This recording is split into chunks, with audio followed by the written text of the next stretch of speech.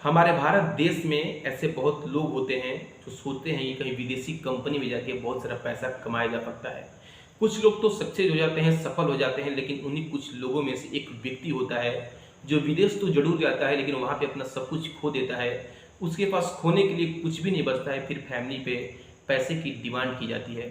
नमस्कार, मैं संकेत सिंह आपका स्वागत करता हूँ क्राइम अद्भुत न्यूज में। आशा करता हूँ आप अच्छे होंगे। आज की जो सच्ची घटना है बिहार के सिवान से निकल के आ रही है। एक लड़का जिसका उम्र 25 साल होता है, उसका नाम अमन होता है। वो शुरू से ही वेल्डिंग का काम कर रहा था। वेल्डिंग करने में उसका बहुत मन लग रहा था और वेल्डिंग बहुत अच्छा कर रहा था। वो दिल्ली की किसी कंपनी में 22,000 का जॉब कर रहा था। जॉब 2 साल तक करता है, उसका पेमेंट बढ़ के 26,000 हो जाता है। उसी के बीच एक एजेंट के संपर्क में वो लड़का चला जाता है। एजेंट बताता है कि अगर तुम विदेश जाओगे तो तुमको इसी काम के 54,000 रुपये मिलेंगे। जब लड़का इस बात को सुनता है तो आकर्षक हो जाता है, सोचता है कि मैं विदेश जाऊंगा और विदेश जाके बहुत सारा पैसा कमाऊंगा। वो 6 महीने का वक्त मांगता है एजेंट से और 6 महीने के वक्त में वो अपना वीज़ा बनवा लेता है। उसके जो माता पिता होते हैं वो तो नहीं बोलते कि तुम विदेश जाओ। जब अपने पिता से बोलता है तो उसकी माता साफ साफ शब्दों में इनकार कर देती हैं, मना कर देती हैं कि तुम यहीं पे रहो, जो है इसी में संतुष्ट हैं, हम अपना देख लेंगे। लेकिन परिवार की उसके ऊपर बहुत बड़ी जिम्मेदारी होती है, बड़ा लड़का होता है, इसलिए वो विदेश जाने का फैसला करता है। उसकी फ़्लाइट होती है, फ्लाइट से विदेश चला जाता है। 2 दिनों के बाद उसके भाई पे फ़ोटो आता है। वो वेल्डिंग का काम नहीं कर रहा था बल्कि एक सफाई कर्मचारी का काम कर रहा था। जब उसका भाई ये फ़ोटो देखता है तो अपने माता पिता को दिखाता है। उससे उस लड़के से बात भी नहीं हो पा रही थी, किसी तरीके से फ़ोटो तो जरूर भेज दिया था लेकिन माता पिता उससे बात करना चाहते थे, लेकिन कंपनी वाले उससे उनके माता पिता से बात नहीं करने देते थे। फिर 2 दिन का वक्त बीतता है। वीडियो लड़का भेजता है, अमन वीडियो भेजता है। वीडियो में साफ साफ देखा जा सकता था कि अमन कूड़ा उठा रहा है, जो घर का सफाई है वो कर रहा है, उससे वेल्डिंग के काम बिल्कुल ही नहीं कराया जा रहा है।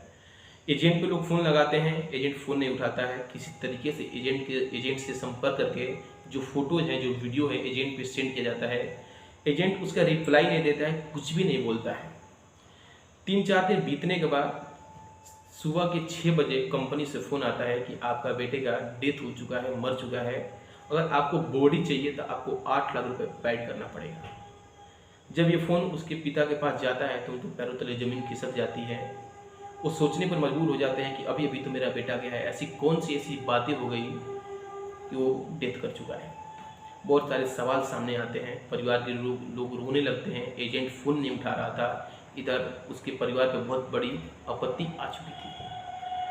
समस्या से परे होने के चलते जो उसके पिता होते हैं किसी तरीके से एजेंट के संपर्क में फिर से आते हैं और एजेंट को सारा वाक्य बताते हैं। एजेंट बोलता है कि डेट तो हो चुका है, आपको अगर बॉडी चाहिए तो 8 लाख रुपए पेड करना पड़ेगा। सेम वही बात जो कंपनी वाले बात बोलते हैं, सेम वही बात एजेंट बोलता है।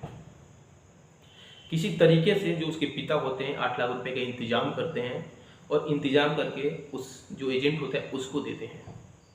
एजेंट पैसा ले लेता है लेकिन बॉडी 2 दिन बीतने के बाद, 3 दिन बीतने के बाद भी उसके घर नहीं आता है।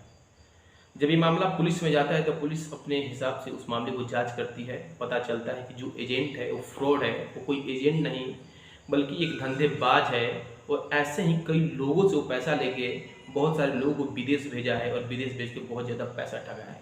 हालांकि जो राहुल होता है सच में उसकी डेथ हो चुकी थी, वो मर चुका था। उस दिन बीतने के बाद, मतलब कि 2-3 दिन बीतने के बाद उसकी जो बॉडी होती है घर चली जाती है। ऐसी सारी घटनाएं हमारे देश में बहुत सारी होती हैं। आपको जागरूक करना मेरा काम है। ये कहानी सुनाने का मतलब आपके भावनाओं को ठेस पहुंचाना नहीं बल्कि आपको जागरूक करना।